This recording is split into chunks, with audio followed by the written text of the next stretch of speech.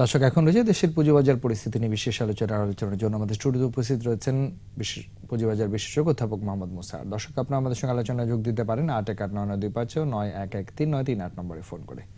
Sir, আপনাকে স্বাগত জানাচ্ছি আমাদের আজকের আয়োজনে।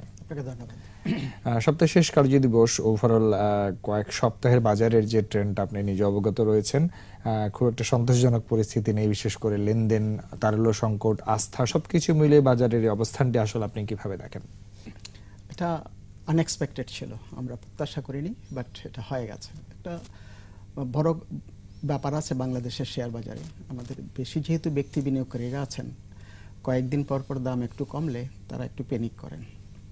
আপনি দেখবেন রিসেন্ট ট্রেন্ডে প্রায় ৬,০০০ ছুঁই করতেছিল ইন্ডেক্স, সেখান থেকে এটা নামতে শুরু করেছে, ৫৬০০ ঘরের নিচে নেমে আসছে। এখন ৫৫০০ ঘরের নিচে নামবে কিনা সেটা নিয়ে আমরা ওরিড। আর যত অর্থনৈতিক সূচকগুলো আপনি চিন্তা করেন, সেগুলো দেখলে মনে হয় না যে বাজারের এই উল্টা গতিটা কাম্য। তো একটা কারণ হতে পারে যেটা আপনি বলতেছিলেন যে তারল্য সংকট আছে। এই তারল্য সংকটটা কী কারণে ঘটলো সেটা খুঁজে দেখতে হবে। একটা বড় কারণ ঘটতে পারে যে আমাদের ব্যাংকের যে এডিআর আছে, অ্যাডভান্স ডিপোজিট রেশিওটা আছে, এটা একটা ডেডলাইন ছিল। ওই ডেডলাইনটা পাছানো হয়েছে, কিন্তু পাছানোর আগেই যারা ব্যাংক, যে সমস্ত ব্যাংকগুলো ওই নিয়মের মধ্যে ছিল না, তাদেরকে অ্যাকশানে যেতে হয়েছে এবং তাদের হয়তো অনেক পোর্টফোলিও থেকে শেয়ার বিক্রি করে তাদের ওই যে অ্যাডভান্স করেছেন সেটার একটা ন্যায্য একটা এক্সপ্লেনেশন দিতে চেষ্টা করেছে। আর এই নিউজটা যখন বাজারে গেছে যে বাজারে সেলিং প্রেশারটা বেশি, তখন দাম কমতে থাকলে সাধারণ বিনিয়োগকারীরা একটু প্যানিক করে ফেলে। অনেক সময় একটা কোম্পানির শেয়ার হাইলি আন্ডার ভ্যালুড, তারপরেও তারা বিক্রি করে। তো ওইভাবেই আমি এক্সপ্লেনেশন করতে চাই। বাট আমি যেটা বললাম আর কি, যে আসলে কিন্তু এটা হওয়া উচিত ছিল না। তারপর নির্বাচনের আগে একটা অস্থিরতা ছিল, রাজনৈতিক অস্থিরতা ছিল, লোকজনের চিন্তা ছিল, কিন্তু এখন রাজনৈতিক অস্থিরতা তো নেই। নির্বাচন হয়ে গেছে, সরকারও গঠিত হয়ে গেছে। আমরা দেখি না যে বিরোধী দল একটা বড় রকমের আন্দোলন করতে পারবে।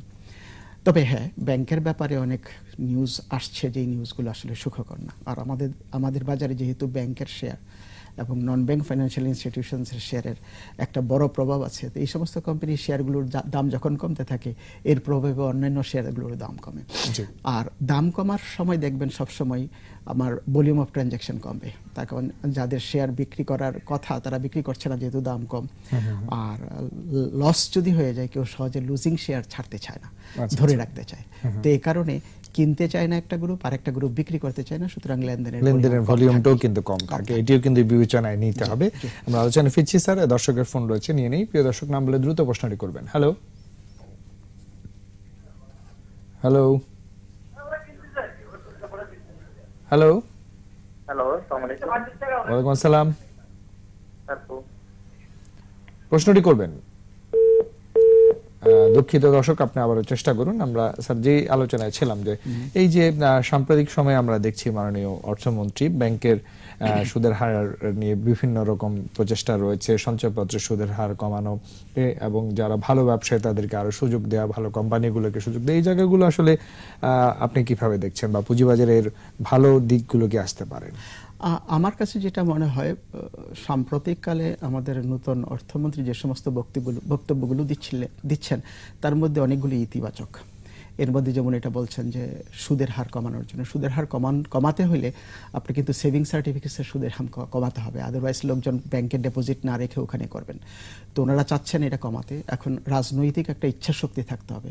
সবসময় সব অর্থমন্ত্রীরাই এটা নিয়ে নাড়াচাড়া করেছেন, কিন্তু কার্যকরী কোনো ভূমিকা রাখতে পারেনি। আমাদের এবারকার প্রত্যাশা যে এটা করবেন। যদি সেভিং সার্টিফিকেটসের সুদের হার কমে, তাহলে অটোমেটিকলি দেখবেন ওদের এই প্রেশারটা অন ব্যাংকস, যে তোমরা কম ইন্টারেস্টে ডিপোজিট নেবা এবং কম ইন্টারেস্টে লোন দেবা। তো যদি 10-এর ঘরের নিচে নামানো যায়, তাহলে কিন্তু এটা খুব ভালো সংবাদ শেয়ার মার্কেটের জন্য। তখন দেখা যাবে কি ডিপোজিটাররা অল্প সুদ পায় বিদায় ওখানে না রেখে শেয়ার মার্কেটে ইনভেস্টমেন্ট করতে চাইবেন। যেই প্রবাহটা এখন ডিপোজিটের দিকে যাচ্ছে, সেই প্রবাহটা হয়তো শেয়ার মার্কেটের দিকে আসবে। আর অন্য যে সমস্ত কথাগুলো উনি বলছেন, এটা আমরা বাজেটের মধ্যে দেখতে পারবো। খুব খুশির খবর হলো বাজেট নিয়ে কথাবার্তা হচ্ছে এবং জুনের বোধহয় 13-14 তারিখে বাজেটটা পেশ করা হবে। কিন্তু তার আগে আমরা জেনে যাব যে বাজেটের মধ্যে কি কি আসতেছে। তো যদি ওখানে দেখি যে ভালো কিছু আসছে, স্পেসিফিক্যালি ব্যাঙ্কগুলোর সম্পর্কে। ব্যাঙ্কগুলোর আসলে সমস্যাটা হলো যে ওদের পাহাড় সমান provision for loans and advances করতে হয়। কারণটা হলো ওদের অনেকগুলো লোনই ক্লাসিফাইড হয়ে যায়। এখন রিশিডিউল করার কারণে ক্লাসিফাইড লোন হয়তো কম হবে, কম হওয়ার কারণে ব্যাংকের প্রফিটটা একটু বাড়তে পারে। সেই ক্ষেত্রে আমরা দেখতে পারবো যে ব্যাংকের শেয়ারগুলো একটু ঘুরে দাঁড়াবে বলে মনে হয়।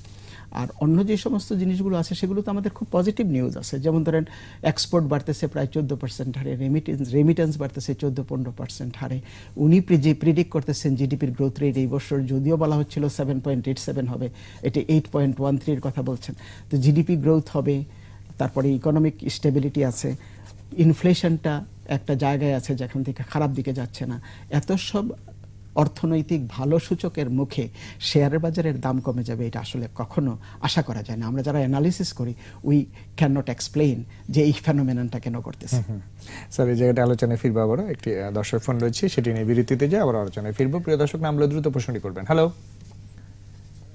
হ্যালো, জি বলেন। বলছি, আমার প্রশ্ন হচ্ছে যে অর্থমন্ত্রী বলতেছেন যে 8% গ্রোথ, আবার আমরা এখানে আলোচনায় শুনি যে সবসময় তারল্য সংকট, আমাদের শেয়ার মার্কেটে কোনো আশা নাই? জি, ধন্যবাদ আপনাকে। আমরা আশা করছি আপনার প্রশ্নটির অ্যান্সার আমরা দিব, তবে তার আগে আমরা একটা ছোট্ট বিরতি নিচ্ছি। আশা করছি আমাদের সঙ্গেই থাকবেন।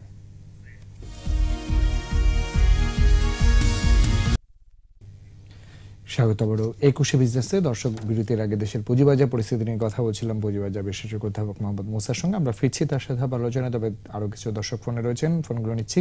প্রিয় দর্শক, নাম বলে দ্রুত প্রাসঙ্গিক প্রশ্নটি করবেন। হ্যালো হ্যালো, জি শুনছি। জি, ওয়ালাইকুম আসসালাম। ভাই, আমি চিটাগং থেকে বলছিলাম, আমার নাম মেকাদের। জি কাদের সাহেব বলেন। জি, আমাদের প্রশ্নটা হলো যে বাজারের বর্তমান যে প্রেক্ষাপট, আমরা 2010 সালে 10-এর পরে গত নির্বাচনের পূর্বে এবং নির্বাচন পরবর্তী সময়, তারপরে আজকে গত 2 মাস থেকে ফেব্রুয়ারি মাস, এই যে বাজারের যে অবস্থাটা, এর পিছনে কি কারণে এই যে ধসটা হচ্ছে বা প্রতিদিন যে মার্কেটটা মাইনাস হচ্ছে, এর পিছনে কারণটা কি সেটা আমরা আজ বুঝতে পারতেছি না। বিনিয়োগকারীরা স্বল্প মূলধন নিয়ে বিনিয়োগ করতে আসে, এখানে জুয়া খেলতে আসে না। কোন একটি চক্র কেন বাজারটাকে প্রতিনিয়ত মাইনাসের আকার ধারণ করছে সেটা আমাদের বোধগম্য নাই। আমরা বিশ্বাস করে নতুন অর্থমন্ত্রী এসেছেন, আমরা ওর থেকে অনেক ভালো কি আশা করছি। উনি অনেক স্মার্ট, অনেক ভালো জ্ঞানী। আমরা বিশ্বাস করি যে ওনার থেকে আমরা বাজারের জন্য ভালো কিছু সুফল বয়ে আনবে। জি কাদের সাহেব, আপনাকে অনেক ধন্যবাদ। আমরা বিরতির আগে যে প্রশ্নটি পেয়েছিলাম, এই প্রশ্নটির সঙ্গে মিলিয়ে দুটি যদি স্যার। প্রথমটা ছিল তারল্য সংকট কেন, যেখানে গ্রোথ রেট অনেক বেশি আছে।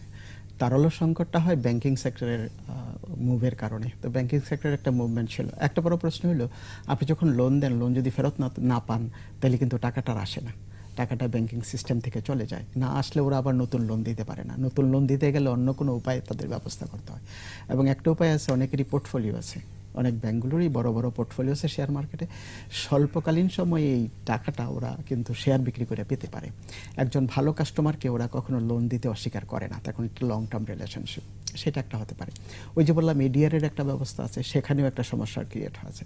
সুতরাং গ্রোথ রেট ইকোনমিক ভালো হতে পারে, কিন্তু অ্যাট দ্য সেম টাইম তারল্য সংকট হতে পারে বাংলাদেশ ব্যাংকের বিভিন্ন পলিসির কারণে। আমার মনে হয় সেটা দেখা দিয়েছে এখন। আরেকটু একটা বড় রকমের অনীহা। উনি যেটা বলছেন যে ঠিকই বলেছেন যে নির্বাচনের কয়েকদিন আগ থেকে নির্বাচনের পরে প্রায় মাসখানেক আমাদের শেয়ার বাজারে একটু ভালো লক্ষণ দেখা দিয়েছিল। ভলিউম অফ ট্রানজ্যাকশন 1000 কোটি ছাড়িয়েছিল, ইন্ডেক্সটা প্রায় 6000 ছুঁই করেছিল, আমরা বলেছিলাম। আমার মনে হয় আমরা ধারণা করছিলাম আরও এই প্যাটার্নটা থাকবে। প্যাটার্নটা থাকার কয়েকটা কারণের মধ্যে একটা কারণ হলো যে নির্বাচনের সারা বছরটা শেয়ার মার্কেট কিন্তু ডিপ্রেসড ছিল। বছরের প্রথম দিক দিয়ে 6000-এর উপরের ইন্ডেক্সটা নেমে গেছে 5200-তে। তখন আমরা বলছিলাম যে মোস্ট অফ দি শেয়ারস এখন আন্ডার ভ্যালুড। ওই শেয়ারগুলো কারেক্ট যদি প্রাইসে যায় তাহলেই কিন্তু ইন্ডেক্সটা বেড়ে যাবে, এবং সেটার একটা লক্ষণ দেখা গিয়েছিল। এটা একটা উপায় আছে, একটা ব্যাপার ছিল। আরেকটা ব্যাপার ছিল যে রাজনৈতিক অস্থিরতা, সেটাও রিমুভ হয়ে গেছে। তো এই সমস্ত কারণে আমরা কিন্তু আশাবাদী ছিলাম। নতুন মন্ত্রী এসছে, আগের অর্থমন্ত্রীর পরিবর্তে যে নতুন মন্ত্রী আসছে, অনেকেই আমরা ধারণা করছি উনি ব্যবসায়ী মানুষ, উনি শেয়ার মার্কেট প্রাক্তন মন্ত্রীর চাইতে ভালো বোঝেন, এবং সেই কারণে হয়তো শেয়ার বাজার সংশ্লিষ্ট যে সমস্ত নীতি নির্ধারণী জিনিসগুলো উনি করবেন সেটা হয়তো শেয়ার মার্কেট বান্ধব হবে। এ সমস্ত কারণে আমাদের ধারণা ছিল শেয়ারের দাম বাড়বে, কিন্তু হঠাৎ করে শেয়ার দাম বাড়ছে না। আমাদের এখন ওয়েট করতে হবে, তখন একটা বড় রকমের ডকুমেন্টস আমরা পাবো খুব শীঘ্র, বাজেট আসবে। এই বাজেট আসতে আসতে জুনের ফার্স্ট উইক অথবা সেকেন্ড উইকে, তো মাঝে দিয়ে রয়ে গেল এপ্রিল আর মে। এই সময় অনেক কথাবার্তা হবে। আমরা দেখি আজকে একটা ইনভেস্টর ফোরাম আছে, সেখানে অর্থমন্ত্রী বক্তব্য রাখবেন এবং আমাদের যিনি রেগুলেটর আছেন বাংলাদেশ সিকিউরিটি এক্সচেঞ্জ তার বক্তব্য আসবে। তো এদের বক্তব্য থেকে আমরা বুঝতে পারবো যে আমরা কিছুটা ইঙ্গিত পাই কিনা যে ভবিষ্যতে কিভাবে যাবে। তা আমি ওনাদের সাথে সহমত পোষণ করছি, বাজারটা পড়ার কোনো যৌক্তিক কারণ নাই, কিন্তু এখন পড়ছে। এইটা খুঁজে বের করতে হবে। বাংলাদেশে কিন্তু একটা দেখা যায় যে অনেক সময় যখন পেসিমিজম বাজারকে গ্রাইপ করে ফেলে, তখন কিন্তু এটা থেকে উদ্ধার করতে হলে বাইরে থেকে শক দিতে হয়।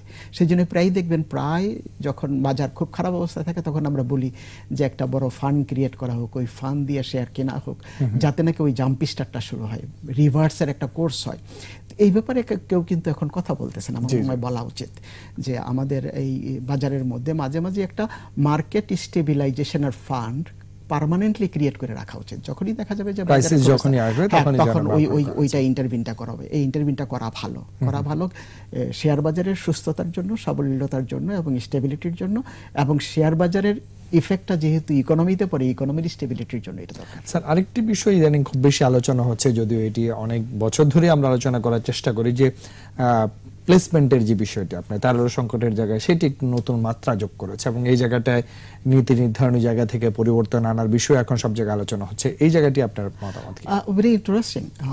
রিসেন্টলি দেখলাম ব্রোকার্স অ্যাসোসিয়েশন অফ বাংলাদেশ বোধহয় তারাই দাবি করেছেন যে আইপিওর প্লেসমেন্টটাকে বন্ধ করে দেওয়া হোক। ওরা বোধহয় দেখতে পেরেছেন, আমি এই অনুষ্ঠানেই কয়েকবার বলেছিলাম, আইপিও যখন নতুন দুই একটা আসে তখন দেখা যাবে যে লোকজন আইপিওতে নতুন আসা শেয়ারগুলোর দিকে ছুটে।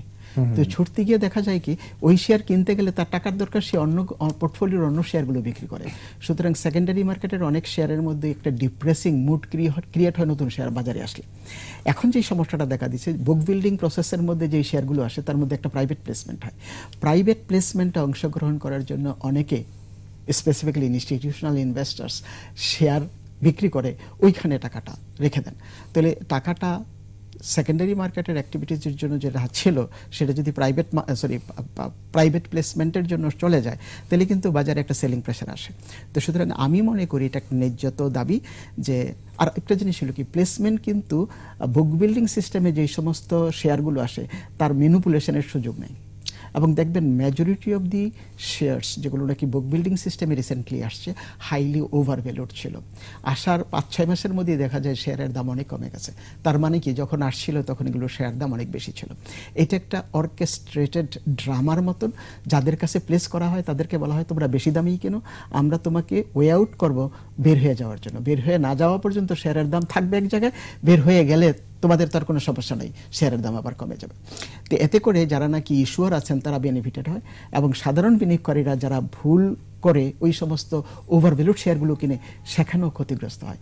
সুতরাং একটা serious look at book building সিস্টেমে যে শেয়ারগুলো আসে এবং প্রাইভেট প্লেসমেন্ট, এই দুইটা জিনিসই বোধহয় দেখতে হবে। আমার বিশ্বাস বাংলাদেশ সিকিউরিটিজ অ্যান্ড এক্সচেঞ্জ কমিশনের কর্তা ব্যক্তিরা এই জিনিসটা দেখছেন, দেখা উচিত। আমরা আশা করবো এই জায়গাটায় একটু সুনির্দিষ্ট নীতির মাধ্যমে সামনের দিনগুলোতে আমাদের যে অস্থিরতা সেই জায়গাটা আমরা নিয়ন্ত্রণে আনার চেষ্টা করবো। সেই প্রত্যাশা রাখছি। আপনাকে অনেক ধন্যবাদ আমাদেরকে সময় দেওয়ার জন্য। আপনাকে ধন্যবাদ আমাকে ডাকার জন্য। দর্শক, এতক্ষণ দেশের পুঁজিবাজার পরিস্থিতির নানাদিক করণীয় নিয়ে কথা বলছিলেন পুঁজিবাজার বিশেষজ্ঞ অধ্যাপক মোহাম্মদ মুসা। দর্শক, এবারে নিচ্ছে আর একটা বিরতি। বেলা 1:30 আবারও ফিরে আসবে 21 বিজনেস। ততক্ষণ আমাদের সঙ্গেই থাকুন।